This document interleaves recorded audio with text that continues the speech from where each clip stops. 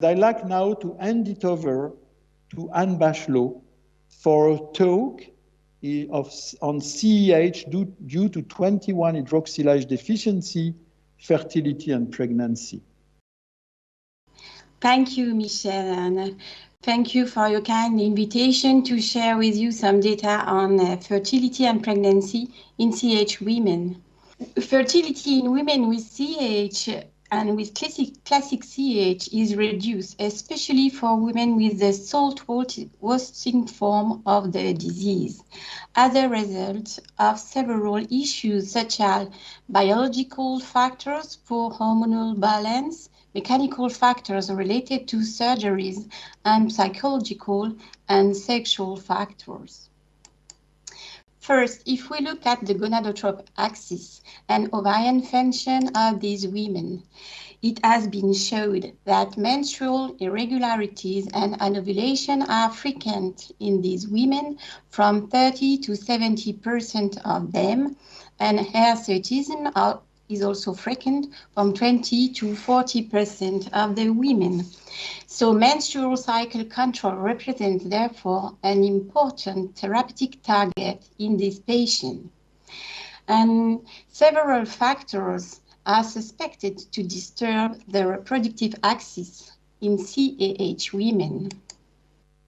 Here you have the pulsatile GnRH secretion that lead to pulsatile secretion of FSH and LH from the pituitary gland that leads to the stimulation of both ovaries. And in women with CAH, progesterone and androgens overproduction by the adrenal gland might interfere with the gonadotropic axis, disturbing GnRH pulsatility. And it has been showed that poor hormonal control leads to anovulation and menstrual irregularities in these women, and there is also a detrimental impact on progesterone hypersecretion on endometrial receptivity. So a few years ago, we conducted a study funded by IFCA on LH pulsatility in CAH women in order to analyze the gonadotropic axis of these women and to determine factors that might account for the potential abnormality of LH pulsatility. So in this study, 16 women with classic CAH and 16 age-matched women were included, and study was assessed during early follicular phase for control women and for CAH patients that had regular cycles. If they are not, from day 3 to 6 after progestin-induced menstrual bleeding. And during this study, patients and control underwent frequent blood sampling study every 10 minutes for 6 hours to determine endogenous LH pattern pulses. And I show you the results of this study. And as you can see, in CAH patients, LH pulsatility patterns were heterogeneous, leading us to perform a clustering analysis of LH data, resulting in a two-cluster partition. The individual in the same cluster having similar results in terms of pulse frequency, amplitude, pulse area, and LH mean. So patients in cluster 1 had similar LH pulsatility patterns to the controls. Patients in cluster 2 exhibit only low and few LH pulses, and you can see the pulses with a star here. And they exhibit only 0 to 2 pulses during the whole study. So these patients in the group 2, they had lower pulse LH amplitude and frequency, and they present menstrual cycles disturbance more frequently than the patients in the group 1. These patients had also a poor hormonal control with higher 17-hydroxyprogesterone, testosterone, progesterone, and androstenedione levels. So they had a poor hormonal control compared to patients with group 1. And when we plot testosterone concentration function to progesterone, by cluster that show that progesterone levels is sufficient to separate both groups. Consequently, there is no evidence that testosterone gives supplementary information to predict cluster if progesterone is known. So, what we can say is that adult women with CAH may have normal LH pulsatility and secretion in the case of good hormonal control of their disease. But on the contrary, some women have reduced LH pulse frequency and amplitude, especially women with high progesterone levels. So optimize glucocorticoid and mineralocorticoid regimes during fertility monitoring should then be an important concern in CAH women, and suppression of serum progesterone concentration during the follicular phase of the menstrual cycle is a major objective too in this patient. The consequences of genital surgery are another factor implicated in the reduced fertility in this patient. And we have long-term and objective cosmetic and functional evaluation, but it is only scarcely reported. What has been shown is that there is a risk of clitoridal insensibility and vaginal introitus stenosis. Here, 10 years ago, the group from Bachelot conducted a study on 92 women with genital surgery, of whom 43% had more than one surgery and 23% had surgery during adulthood.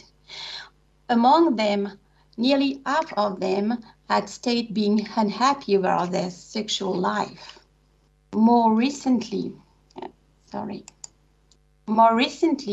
there is a study on 151 patients that had genital surgery, and the vast majority of these patients reported good or excellent outcomes in cosmetic results.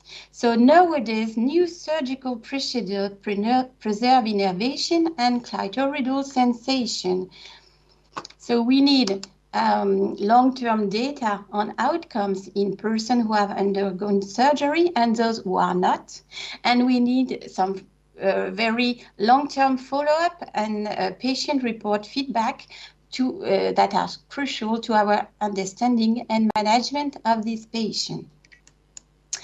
If we now look at the pregnancies of this patient, this is a very important study from the group of Gerard Conway that has been published 10 years ago. They have studied 106 women with classic CAH, 81 with salt wasting form, and 25 with simple virilism form of the disease. Among them, only 25 consider motherhood, 9 in the group with salt wasting form, and 16 in the group with the simple virilism form. Among them, 23 had actively tried conception, of whom 21, so up to 90% achieve 34 pregnancies. Therefore, pregnancy rate is not different from that in the normal population, but cesarean section rate was increased due to surgery. Pregnancy rates were similar in both subgroups, but those with simple virilising form of CAH were more likely to seek motherhood than those with a simple virilising form. However, if we now look at fertility rate, that means the number of children per woman. In CAH patients, this rate remains much lower than in the general population. So this study confirmed that fertility is significantly lower in CAH women, but on the other hand, pregnancy estimates are more encouraging when only examining the patient actively trying to conceive. And here I show you some results from a prospective cross-sectional study in the UK and personal data. So as you can see on both cohorts, women present irregular menstrual cycle from 30 to 45%, and 25 to 33% of these women who had took pregnancy. And as you can see, there is a good success rate of pregnancy in our cohort, 88%, and a little bit less important in the cohort of UK. So these results, again, are more encouraging when we examine only the patient actively trying to conceive. Recently, a large population-based epidemiological data on psychological outcomes in CAH women was conducted in Sweden. They include 253 women versus general population, and what they have shown is that women with a salt-wasting form of the disease were less often married and had fewer partnerships, and CAH patients were less likely to have biological children than control. And finally, if we regard some pregnancy outcome, it is important to know that women with classic CAH, as compared to age-matched controls, have been reported to have an increased risk of gestational diabetes. And it's the same in our personal data, 33% of CAH women versus 7% of the general population. So there is a need for a systematic screening in CAH women, and it's important to know that gestational diabetes is a known risk factor for the subsequent development of type 2 diabetes. Okay, last part of my talk. If we now look at maternal consequences of prenatal treatment with dexamethasone. For over 30 years, prenatal treatment with Dex has been proposed by Madeleine Forest-Ignon to pregnant women at risk of having a child with classic CAH. The aim of this treatment is to suppress fetal androgen production and to reduce virilization of female affected by CAH during fetal life. Why dexamethasone? Because dexamethasone crosses the placental barrier to the fetus without inactivation, unlike hydrocortisone or prednisone. So, there is actually no index-treated mother. Some adverse effects of glucocorticoids have been reported with a variable frequency and intensity, like edema, striae, hypertension, or diabetes. These observations came from retrospective cohorts and were based on retrospective self-reporting. There was also a strong tendency for mothers treated full-term to report more side effects than those treated only during the first trimester of the pregnancy. Approximately 1/3 of all DEX-treated women said they would not undergo treatment again due to the adverse effects. And finally, there are actually no data on corticotropic axis during and after pregnancy in DEX-treated women. So,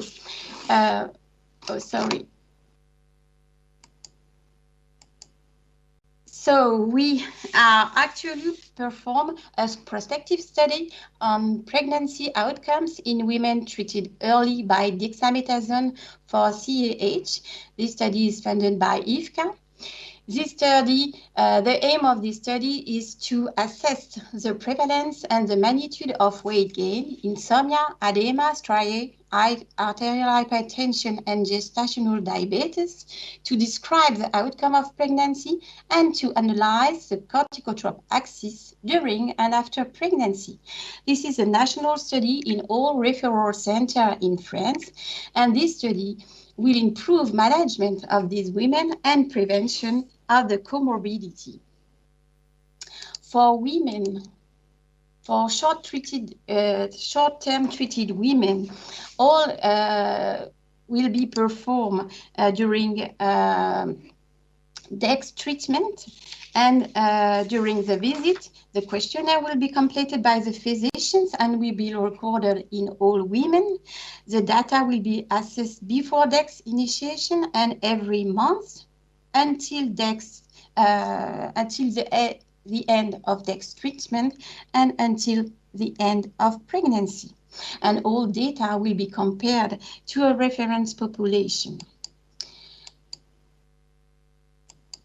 And it will be the same for women treated during the whole pregnancy.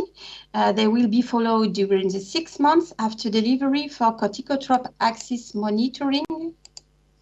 And actually, we have included 16 women in this study.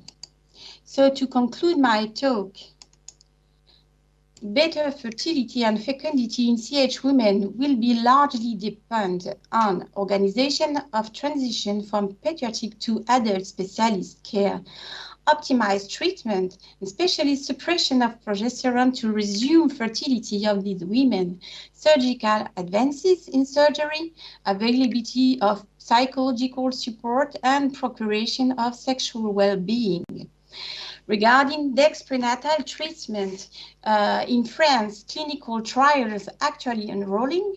The study of Véronique Tardy and Lyon, multicentric evaluation of the cognitive development of children at risk of CAH, and our study, prospective study of pregnancy outcomes in women treated early by dexamethasone for CAH.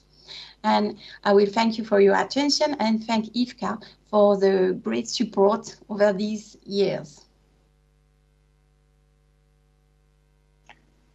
Thank you so much, Anne. Thank you so much. This talk is open for discussion and there are a lot of questions in the chat. If Marty Cools want to join me and please ask the question to Anne. Yes, Anne, thank you very much. As you mentioned, there are many women with CAH that do not seem to seek pregnancy. From the study from Jerry Conway and some others.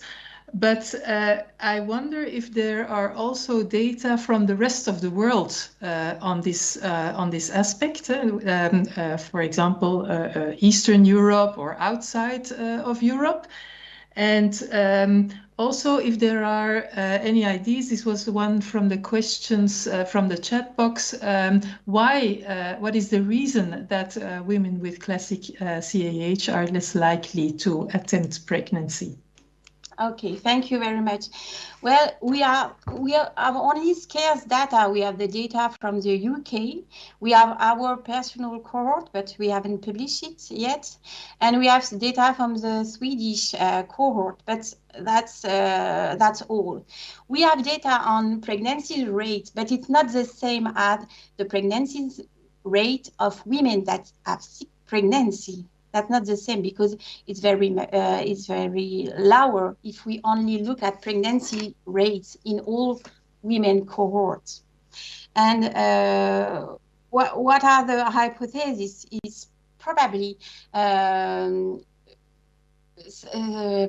some psychological and sexual problem that are these women that are the consequences of surgery for certain with vaginal cyanosis.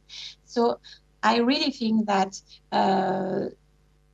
if we optimize treatment and give psychological support and sexual well-being in these women, we will increase the pregnancies rate in CAH women.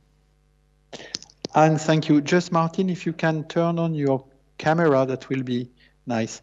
And there are more questions. Will it be possible that Professor Bachelot tackle also the fertility and pregnancy for non-classic CAH women, especially in the case of a spouse being a carrier? Okay. Yes. Well, fertility in non-classic CAH women is good. Well, largely. There are 3 cohorts our cohort, a cohort from Moran and a cohort from Israel, they all show the same. If we have pregnancies rate that is estimated to be the same as the general population. These women, if they have some menstrual irregularities and high progesterone and androgen level, should have hydrocortisone treatment in order to normalize menstrual cycles and hormonal levels. And if we do that, then we have spontaneous pregnancies with a pregnancies rate equivalent to the general population. Okay, thanks, Anne. Do you want to comment on the question that I did, especially in the case of a spouse being a carrier?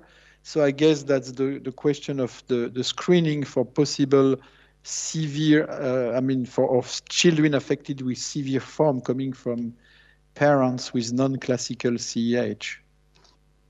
So if I understand well the question, but I'm not sure, so you will tell me, Michelle. If women with non-classic form of CAH share a classic allele of the disease, so the husband should be tested in order to know if he shares this mutation, classic mutation, because there is a risk for the child to have a severe form of the disease. So in this case, prenatal treatment should be offered, or the parents should have information regarding this treatment in case of a female fetus. Yes, thanks a lot. Martin? Yes. Yes, I see from the chat box also, do you see any differences in pregnancy rates between women that take hydrocortisone and women who are on long-acting glucocorticoids? And also, what is the progesterone level that you should aim at? Well, I think we have no data comparing hydrocortisone from dexamethasone or prednisolone treatment. There is actually no data. I don't think it will be very different. I think if we have the same objective, I mean, low progesterone levels in early follicular phase, I think we have the same results with dexamethasone, hydrocortisone, or prednisolone treatment. For the first question. And for the second question, it depends on your lab, I think, but here in Paris, we choose to have progesterone levels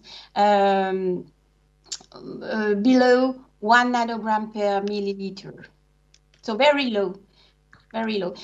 It's very important because women with the classic CAH, due to the high levels of progesterone and long-term high levels of progesterone, they have a low endometrial receptivity, and that is a real large cause of infertility in these women, endometrial receptivity.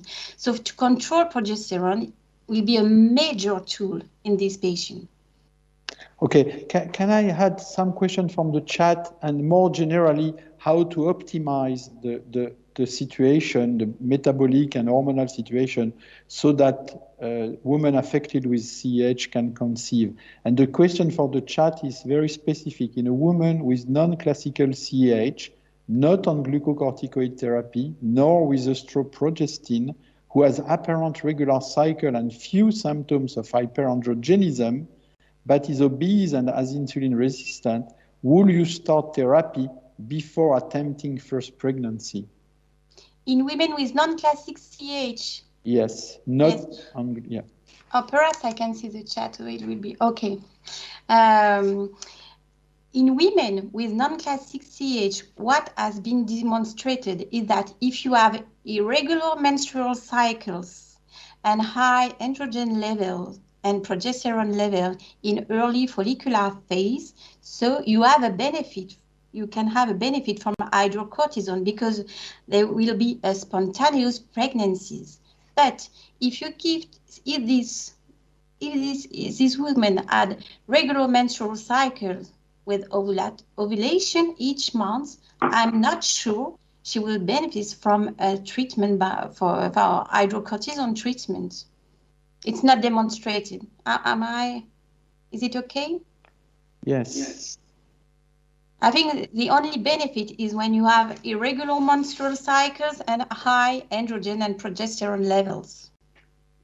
And when you put these women on hydrocortisone treatment, you have to normalize menstrual cycles and progesterone levels. If you use 20 to 30 milligrams per day of hydrocortisone in these women, and she has still oligomenorrhea or something like that, that's perhaps that she has polycystic ovary syndrome, also associated with 20-hydroxylase deficiency. Okay, and a very specific question also from Eddie Klassen, who will speak later on. Should we use different dosage of glucocorticoids in the follicular and luteal phase to suppress progesterone? No, same dose, no. Okay. Because you don't suppress progesterone production by the ovary with the hydrocortisone, so it's not a problem. Okay, thank you, Han. Can you comment also on the dose of DEX that you are using when prenatal care is done? Okay. And what is the aim in the pregnant woman? Okay. Especially regarding a striol in the urine, for example? Yes. The recommended dose of dexamethasone is 20 micrograms per kilo per day. So usually if a woman is 60 kilos, so you have 2 to 3, 1.2 milligram per day. So that's a big, big dose. That's why there are some adverse effects of this treatment during the pregnancy. And I may comment also that this approach is controversial at the moment, and we are waiting for the Swedish studies, more Swedish studies on that point, because they are the one who say that in the children, some memory aspect can be actually affected negatively by giving that dexamethasone. There are studies from France looking at the insulin secretion when these children who were treated as a fetus became adults, and there may be a decreased insulin secretion in response to stress glucose. And there are also studies from France that we are expecting. You mentioned the study from Lyon, the PHRC, which means a national study evaluating the neurodevelopmental aspect of the children who receive or didn't receive actually DEX during pregnancy. So we will have more information, hopefully in the next years. But so far, to be very pragmatic in France, we are still able to perform. There is no ban on that approach, but there should be indeed informed consent and a lot of discussion before going for that approach. Yeah. Maybe some other want to comment on that aspect, because it's controversial and quite difficult to phrase in the settings of the clinical care of this pregnant woman. Yes, and I would like, on the same line, ask your opinion about the alternative of the pre-implantation genetic therapy as an alternative to the DEXA treatment. Yes, in France, I don't know in other countries, but in France today it's very difficult to do. It's a very difficult prenatal diagnosis to do, and I don't know if it's done in some country, but not in France. Martine, any information from Belgium? Yes, we never do DEXA treatment just because of this possibility of having PGT, and we have now I think 3 or 4 couples already who achieved pregnancy through that therapy without major hurdles, let's say. Yes. I see Veronique Tardy is online, and perhaps she can comment, because what I have heard is that very difficult to do But perhaps Veronique can... But there are technical aspects, but there are also legal aspects in France. And I remember that we advised that such couples that we could not do it in France due to legal aspect, and they went actually to Belgium to do the prenatal care, yes, as you mentioned, Martin.